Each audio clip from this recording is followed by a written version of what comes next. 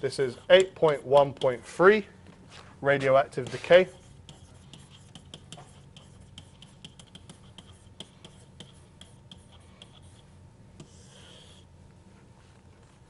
Now, radionuclides, which are basically radioactive nucleuses or nuclei, can give you either one type of decay, alpha, beta, gamma, or it can give you a mix of decays between alpha, beta, and gamma. So radionuclides, which just means radioactive nuclei, can give a mix of alpha, beta, and gamma decay. And that depends on what element it is. Because some elements, when they decay, they form a different radioactive element or isotope, which then decays again.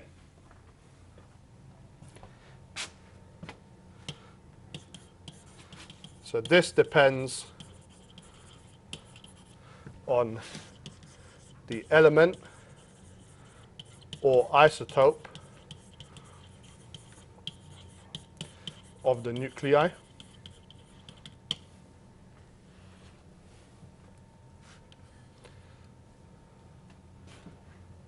And we'll put here that some only give one type.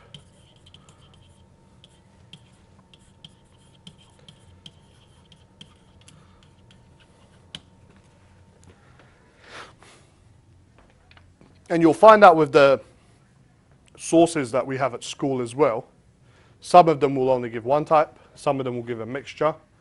So some of them could give, for example, alpha and gamma.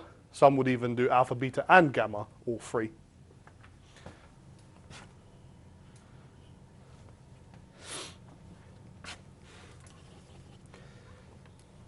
Now, we can find out what element we're dealing with if we find its half-life, because the half-lives are documented so we can look them up.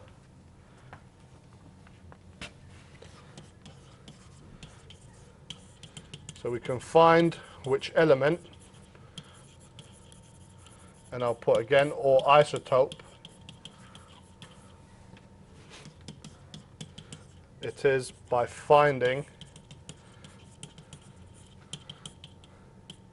its half-life. And just as a reminder, the half-life from GCSE, you should know this, it's the time taken for either one of these two things. Well, actually both of them happen together, but we can define it in terms of one of these two things. So it's either the time taken for the activity to fall by a half, or it's the time taken for the number of radioactive nuclei to fall to a half of its original value.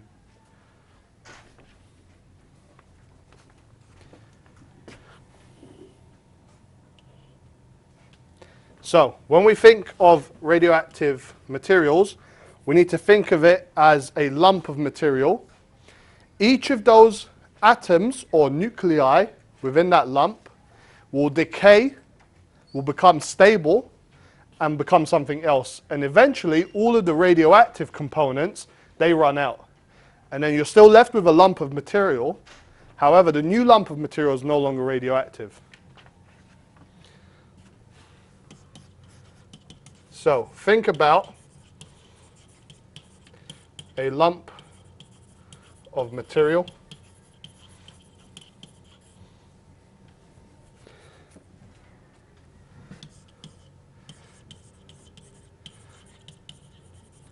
Each atom emits an alpha particle and is then stable. Now, while I've used alpha particle in this example, it doesn't have to be alpha. We're just using that as an example at the moment.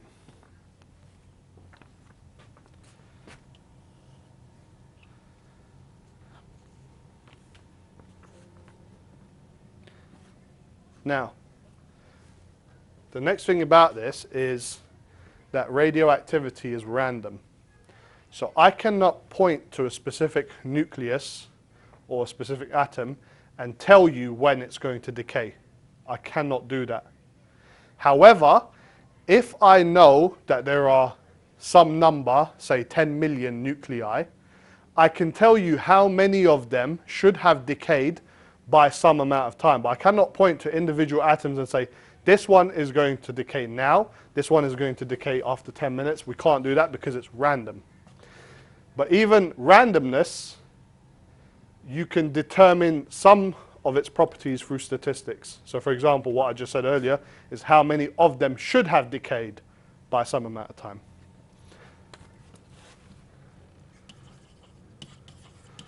So radioactivity is random.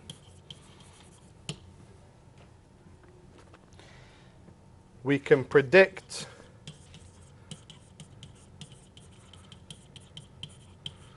how many nuclei would decay after a certain time.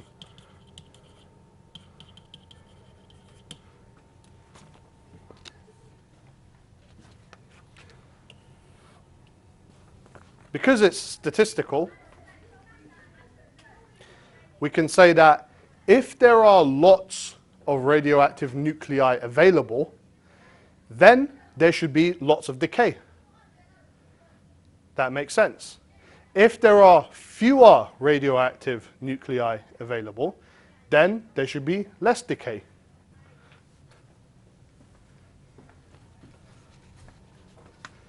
So at the start, if we think of this as a cube, so again the cube is our lump of radioactive material, and I'm going to shade in all of the radioactive parts.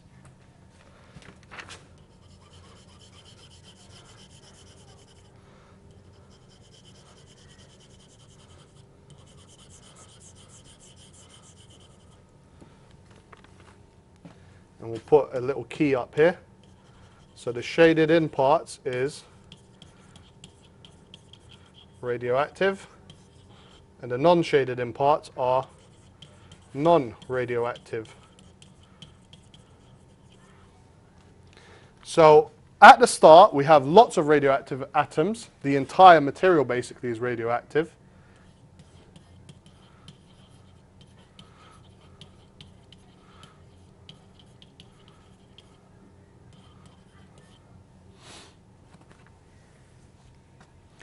Which means that the count rate is very high, or the activity is very high. If there are lots of decays, or the rate of decay is high, that means that the rate of change of n, the number of radioactive nuclei, or radioactive atoms in that material, is high. So count rate, I'll put in brackets, dn dt, the rate of change of n, is high.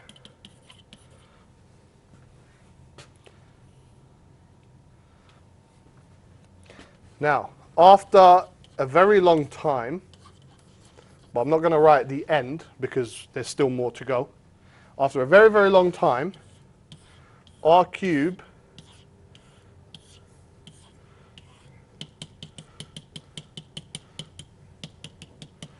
now looks like this.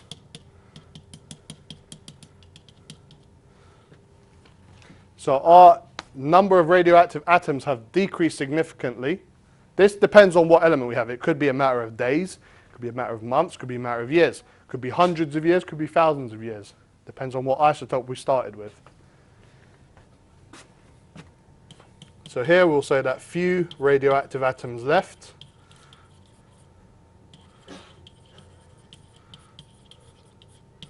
Which means that we've got a small n. So then count rate is low.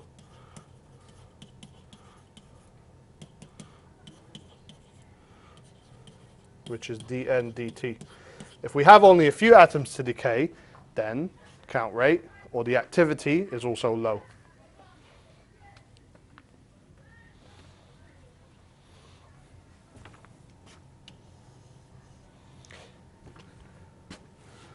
So, therefore, the rate of decay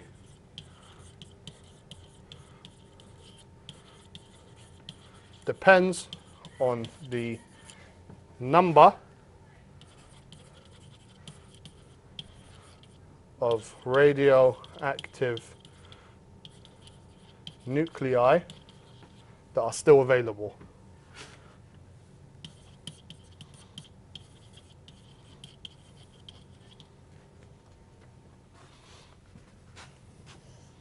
Let's put that into maths. The rate of decay, dN dt,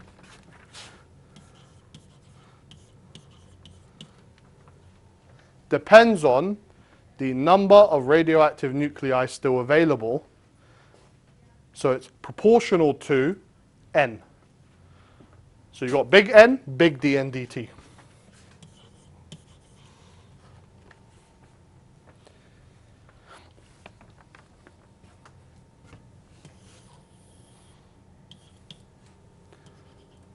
That gives us a graph which looks like this. Looks like an exponential decay.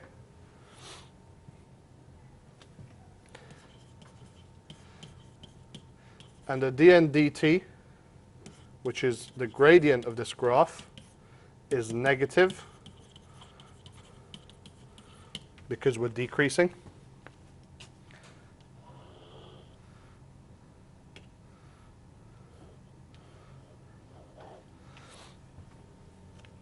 So that gives us the next equation. dN dt is equal to minus lambda n. Lambda is the decay constant for a material, and it's measured in per second.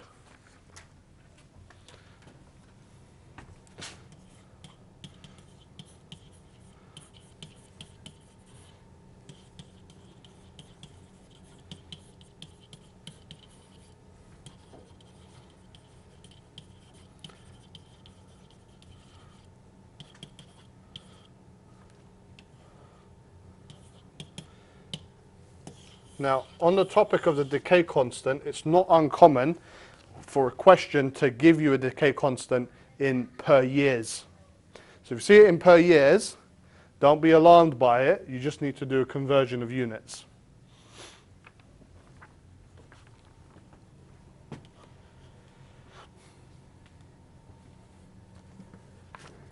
So a large lambda means that we have a short half-life.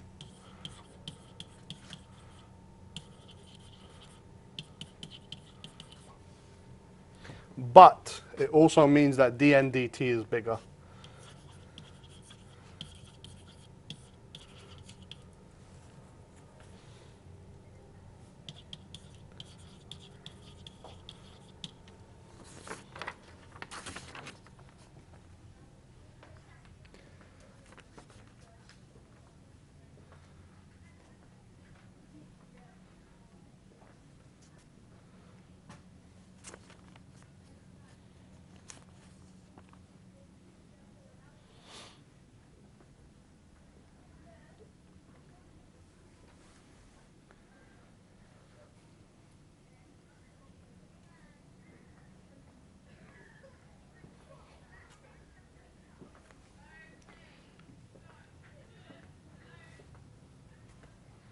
Okay, we'll start a new page now.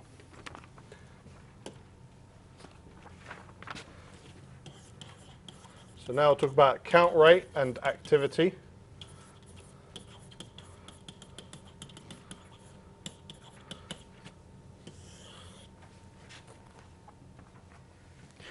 Now if we think of radioactive decay, if we have that same lump of material, the cubes that we were looking at, when decay happens, decays happen in all directions. Yeah?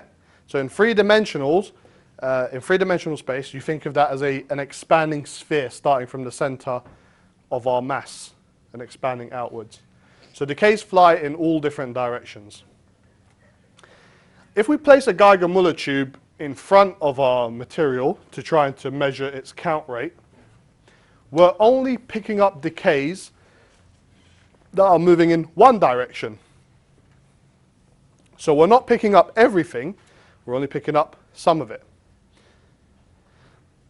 Now, because we know that the tube basically has a small amount of area that it's covering, we can think of it as if it was decaying more, if the activity was higher, then the count rate will also be higher, but they're not the same number. We know they're proportional. You can estimate the actual activity by taking the count rate from the GM tube, and if you know its area, you can multiply it by the factor of how much area a sphere would have had at that separation. So that will give you an estimate of the count rate, or I should say the activity across the whole area. So they're two different things. However, because they're proportional to each other, the same mathematics apply to both. If count rate is high, then you know that the activity is high. And if the activity is high, you know that the number of radioactive atoms or nuclei are high in that material. So the count rate is from the GM tube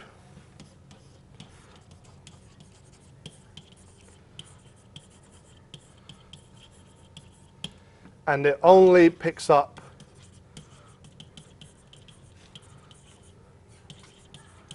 decay from one direction. But it is proportional to activity.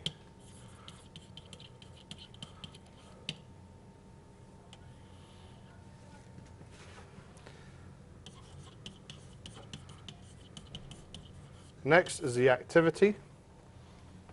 So as I said, the actual lump of materials is emitting radiation in all directions. So it's the actual number of decays per second. So this is what the sample emits in all directions. So if we had our sample here, it's emitting decay in all directions.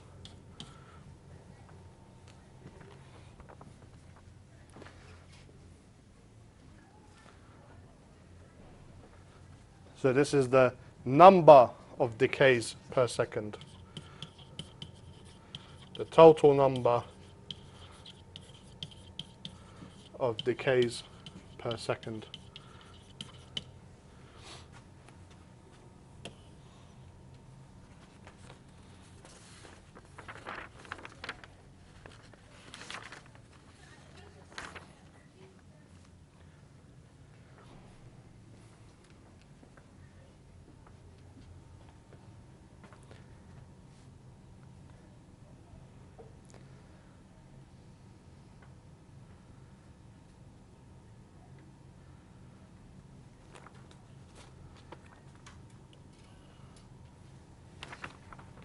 Okay, we'll move on to the equations.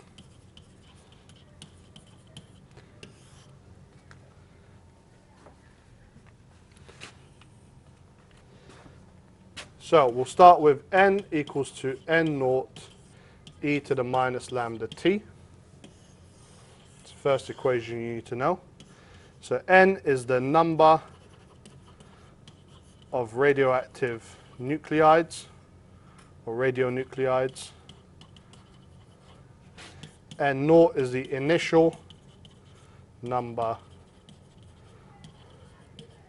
of radionuclides.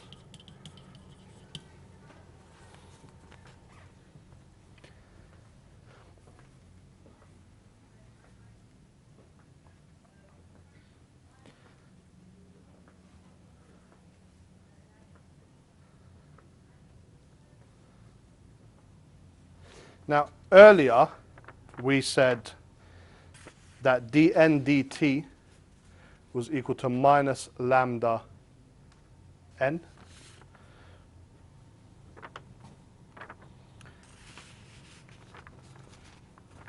So if we find dn dt, we have to differentiate this equation.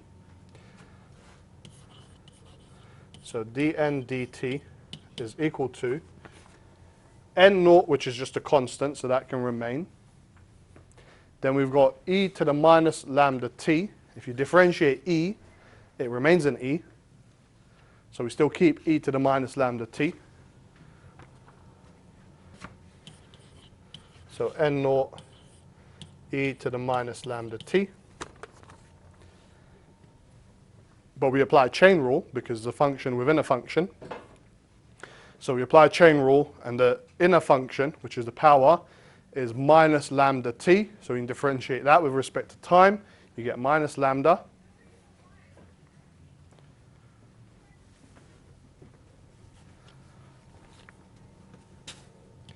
So that gives us minus lambda n naught e to the minus lambda t.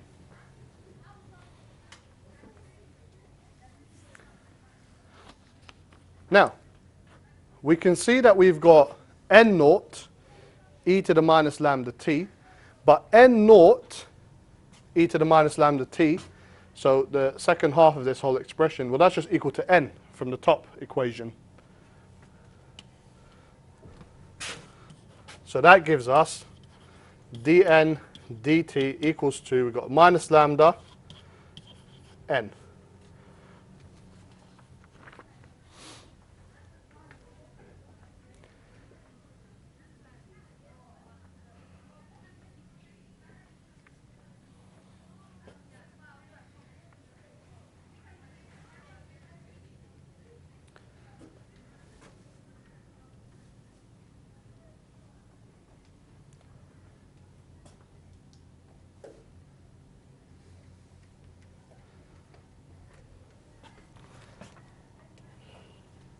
Now, the activity is related to the number of radionuclides through the decay constant. So A is equal to lambda n. So this is the activity measured in becquerels.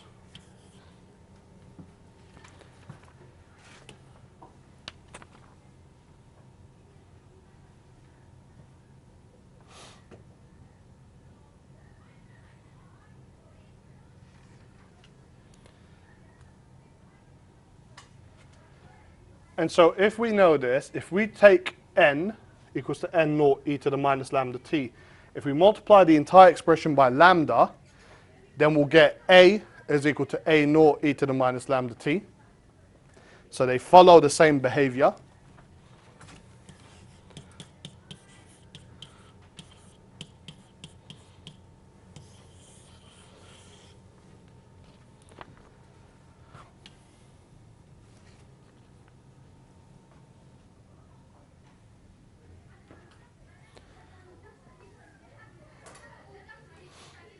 So all of these equations are linked together.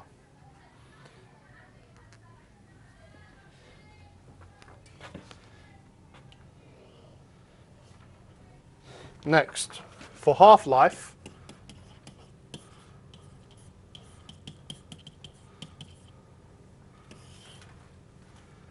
we can do either one of these. Is that n is half of n naught, or A is half of A naught.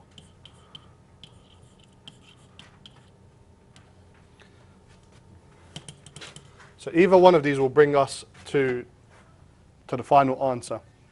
So if n is half of n naught, then n equals to n naught e to the minus lambda t. That becomes a half n naught is equal to n naught e to the minus lambda t. And in parallel, we'll do it for A. A half A naught equals to A naught e to the minus lambda t. Now, the n naughts on both sides cancel. The A naughts on both sides also cancel. So we've got a half equals to e to the minus lambda t on that side and on this side. A half equals to e to the minus lambda t. So at this point, they both converge to become the same thing. So if we now take the natural logs, we've got ln of a half is equal to ln e to the minus lambda t.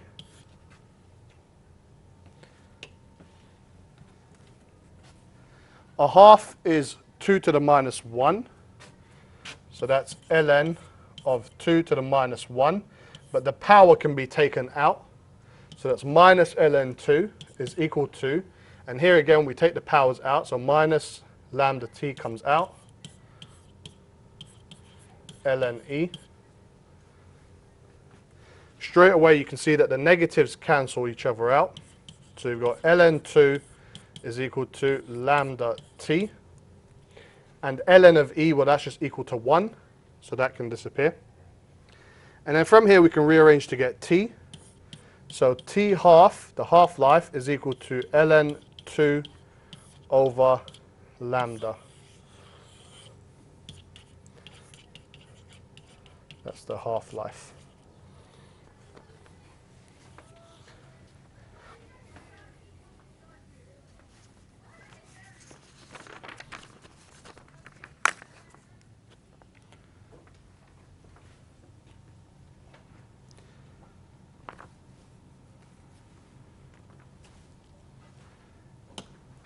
Okay, start a new page.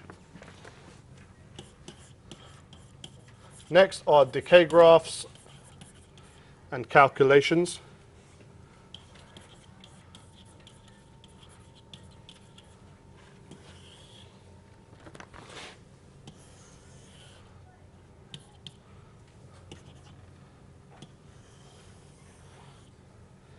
So if we started with some value here called n0, if we want to find the half-life graphically, we look at n0 and then we go down on the y-axis to n0 over 2, so half of n0. So if we go about halfway, that's n0 over 2. And if we read below to the time, from there to there gives us t a half. So that there reads t a half. If we then did the same, so we went from n0 over 2 and we half-lifed it a second time, then we end up at n0 over 4.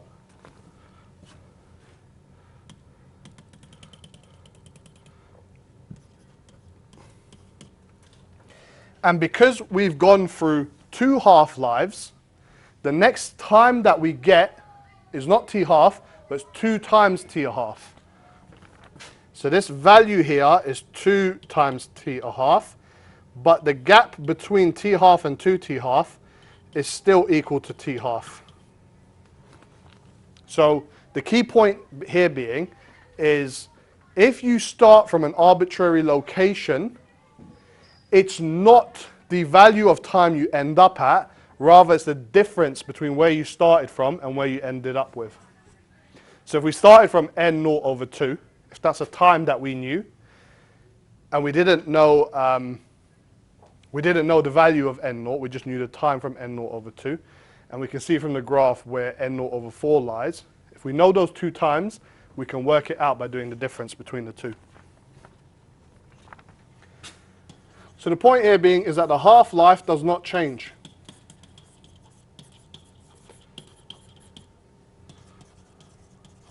So it doesn't matter how many nuclei have decayed, the half-life remains constant. And you can see that from the half-life equation as well, that it doesn't depend on n, it doesn't depend on a, it only depends on the decay constant lambda, which is specific to that material. So it depends only on the radioactive isotope.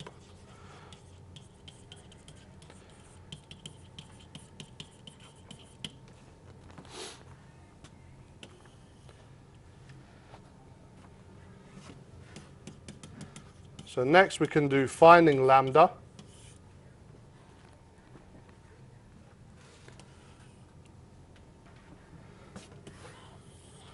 So if we've done T and n. We've got n naught at the top there.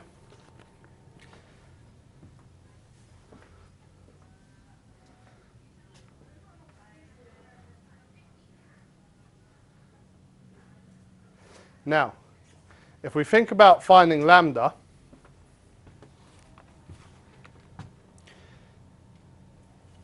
then we need to analyze the equation. So if we've got n equals to n naught e to the minus lambda t. Now, if t, the time, were equal to 1 over lambda,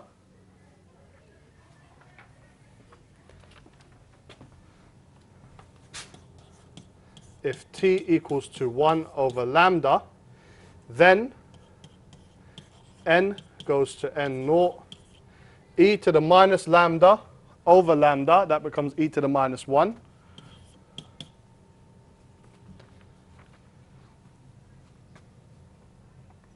So, at this point, you can see that it basically becomes a time constant, the same as a capacitor equation. However, instead of it being equal to lambda, it's 1 over lambda. So 1 over lambda is time constant, which means that it's the time taken for n to equal to n naught over e, which is about 37% of original value.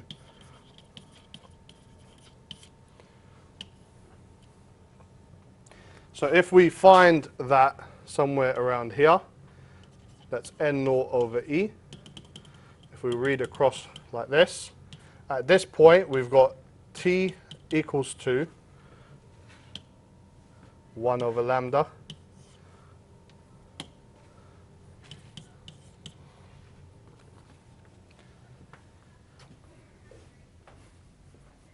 So lambda at that point is equal to 1 over t.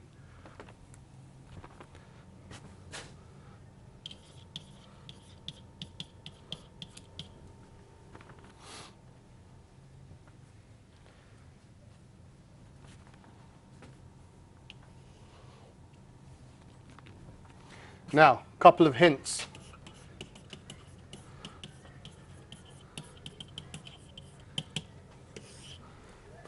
In this topic, you have to be careful with wording. So, sometimes you might have the question say, the activity dropped by 20%, versus the activity dropped to 20% of its original. So let's write these down. The activity dropped by 20%. That means that A equals to 0.8 A naught. So if it's dropped by 20%, its new value is 80%, not 20%. So you have to be careful here.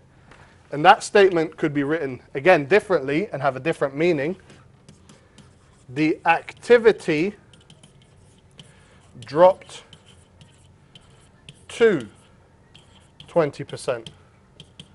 And that means that A equals to 0.2 A naught. So we have to be careful here. So I'll double underline these words.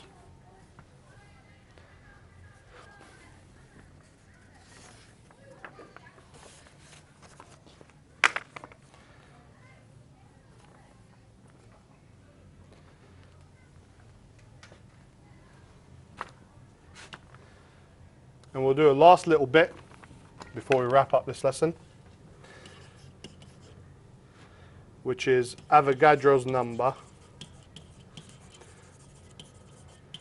and moles. So 1 mole of a substance contains 6.02 times 10 to the 23 particles or atoms.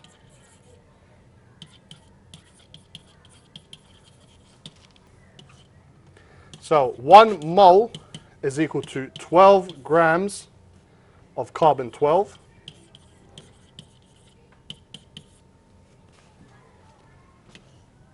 Now I know lots of physics students have difficulty working with or understanding moles.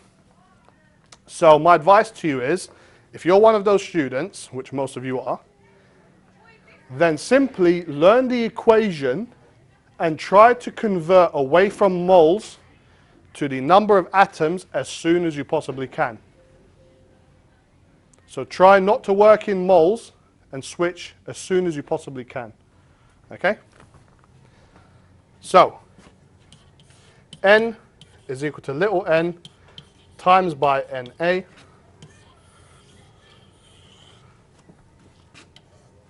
So N is your number of atoms.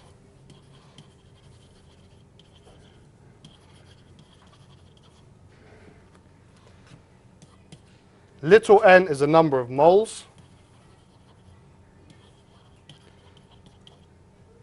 And Na is Avogadro's number, or constant.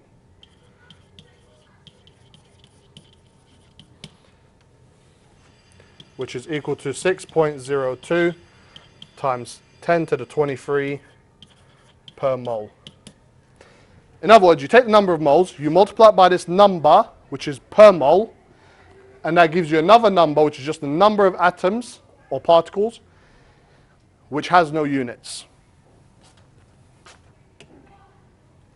And then the last thing is an equation that relates the mass to something else called the molar mass, which is N is equal to M over Mr times by Na. So here, Mr is the molar mass measured in kilograms per mole.